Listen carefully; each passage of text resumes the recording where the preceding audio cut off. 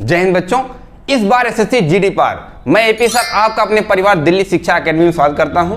इस बार एसएससी ने आपके लिए बम्पर वैकेंसी लेकर के आई है और आपके लिए दिल खोल करके आपका स्वागत किया जा रहा है कि इस बार आप आराम से पढ़ लीजिए माय डियर। हर एक पॉइंट को ना नोट्स बना करके आप रखिए और एक एक करके पढ़िए। एसएससी जीडी ने जो नोटिफिकेशन आपको दिया है एग्जाम का, वो नोटिफिकेशन दिया गया कि जनवरी में पेपर होगा और हम ये मान के चलेंगे कि पेपर जनवरी में होगा माय डियर।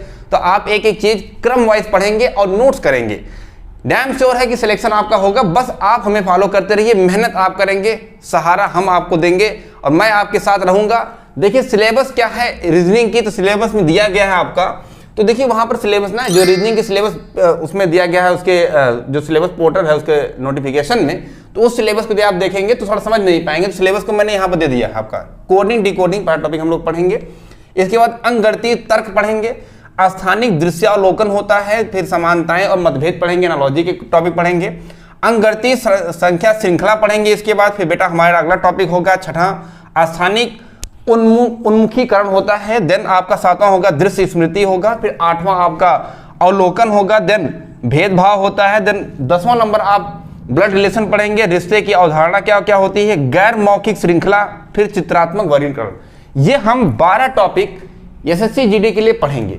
लेकिन इस 12 टॉपिक ही केवल नहीं, क्योंकि ये जो टॉपिक है केवल वही नहीं पढ़ना, इसे थोड़ा सा हम ऊपर लेवल पढ़ेंगे। देखो बेटा, यदि आप एसएससी जीडी की तैयारी कर रहे हैं तो आपका जो पढ़ाई का लेवल होना चाहिए ना, वो एसएससी जीडी थोड़ा ऊपर होना चाहिए। यदि आप एसएससी जीडी पढ़ रहे हैं तो आपका लेवल सीएचएसएल तक आप सोच कर पढ़ाई करेंगे, फिर यदि आप सीएचएसएल पढ़ेंगे तब जाकर के आप जीडी का होगा। आप सोचो कि जो बच्चा एसएससी सीजीएल और सीएचएसएल का फॉर्म भरा है, क्या वो जीडी का फॉर्म नहीं भरेगा? वो तो मजाक भर देगा बेटा, निकल जाएगा। इसलिए आपकी अपनी पढ़ाई थोड़ा सा ऊपर रखना है। और इस बार कंपटीशन आपको लग रहा है कि आसान, बेटा कंपटीशन आसान इस तरीके से नहीं है, क्योंकि पहले जो पेपर होता था वो 100 क्वेश्चन आपके थे, लेकिन आपको मिलता था 90 मिनट, राइट। लेकिन अब सोचो कि अब 80 क्वेश्चन हुआ है, लेकिन अब समय आपका 60 मिनट है बेटा। तो आधे बच्चों को हवा नहीं लगेगा, एक ही घंटे में पेपर खत्म, उनको हवा नहीं लगेगा। तो हम आपको एक एक करके समझाएंगे कैसे आपको पेपर को अटेम्प्ट करना है। यदि आप मैथ और रीजनिंग और हिंदी अपना स्ट्रांग कर लिए गए ना, तो सिलेक्शन इसी में हो जाएगा।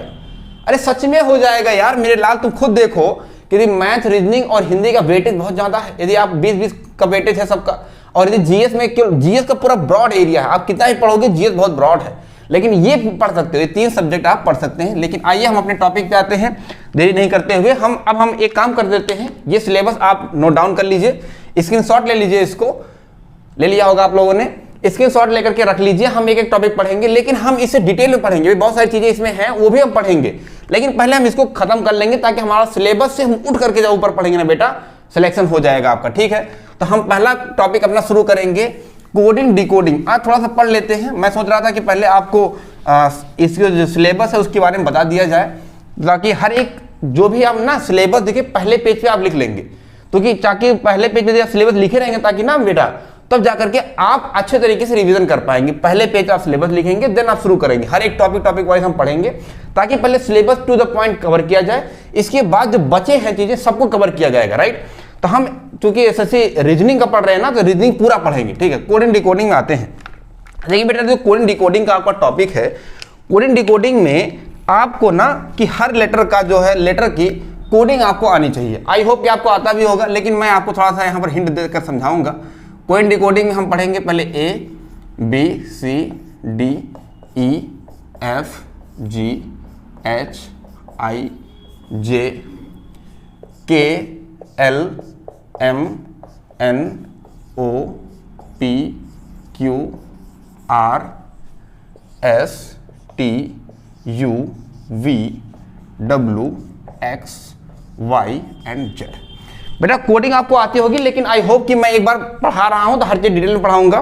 आप यहां से अब आपको थोड़ा सा रिलेट भी आप कर पाएंगे कि पढ़ाया कैसे जाएगा, है ना, क्योंकि आप हमारे चैनल पे नए होंगे और आपको नया फेस भी आपको दिख रहा होगा, तो आपको हर चीज समझ आनी चाहिए कि पढ़ाया कैसे जाएगा, और हर चीजें आपको डिटेल में पढ़ाई जाएंगी। देखिए कोडिंग जैसे ए की यदि बात किया जाए तो A का 1 होता है, B का 2 आपका कोडिंग होगा, जहां तक आप जानते हैं, C का 3 होगा। अरे रुक जाओ मेरे लाल, आप सोच रहे हो अरे सर तो आप तो वही लिख रहे हो ना। देखो A B C D तक तो आप याद कर सकते हैं बेटा। इसके बाद आती है ई से कोडिंग आपकी शुरू होती है, तो ई से आपको थोड़ा प्रॉब्लम होगा, तो आप ई से एक लेटर याद करेंगे, इजोटी। एक लेटर आप याद कर लेंगे, इजोटी। किसकी चोटी? इजोटी, यस। किसकी चोटी? इजोटी। इजोटी लेटर याद करेंगे तो यहाँ पर 5 होगा, फिर 5 से 5 जोड़ेंगे 10 होगा, फिर 15 होगा, फिर 20 होगा, फिर 25 होगा। ये एक लेटर आप याद रखेंगे। इजोटी। किसकी चोटी? इजोटी। तो इजोटी जो लड़कियां चोटी बांधती है ना जी, है ना जी, बच्चे भी आजकल तो शौक हो गया है ना, तो फैशन हो गया, चोटी बांधते हैं, तो चोटी से आप एक याद रखेंगे इजोटी। तो ई में पहला 5 होगा, जे से 5 जोड़ेंगे 10 होगा, फिर 15 होगा, 20 और 25। ठीक, तो इजोटी कौन सा है? जो भी आएगा हम उसको ग्रीन कलर से बना देंगे। इजोटी होगा आपका 5। अच्छा देखिए फ्रेंड लिखा गया, ये एफ है, एफ का मतलब होता है friend, my dear friend. Friend में कितने लेटर होते हैं बेटा? 6 लेटर। देखो 1 2 3 4 6 होगा। जी देखो इस तरीके से दिख रहा है बेटा, इसका पेट ऐसे फटा हुआ है, इसका पेट ऐसे फाड़ दिया गया तो 7 हो गया। यच आप देखो ध्यान से, यच कैसा है? यच ऐसे बना सकते हो बेटा, ऐसे बना सकते हो, यच का 8 हो जाएगा। आई देखो, आई पे बस ऐसे बना दो, 9 हो जाएगा। जे इजोटी वाला था, इजोटी वाला जे था बेटा, इजोटी का था जे, तो जे का कितना हो गया? 10। इजोटी का जे है। फिर आप देखो के है, तो किंग 11 पंजाब होता है, ये आप क्रिकेट देखते ही होंगे, तो किंग 11 पंजाब हो गया।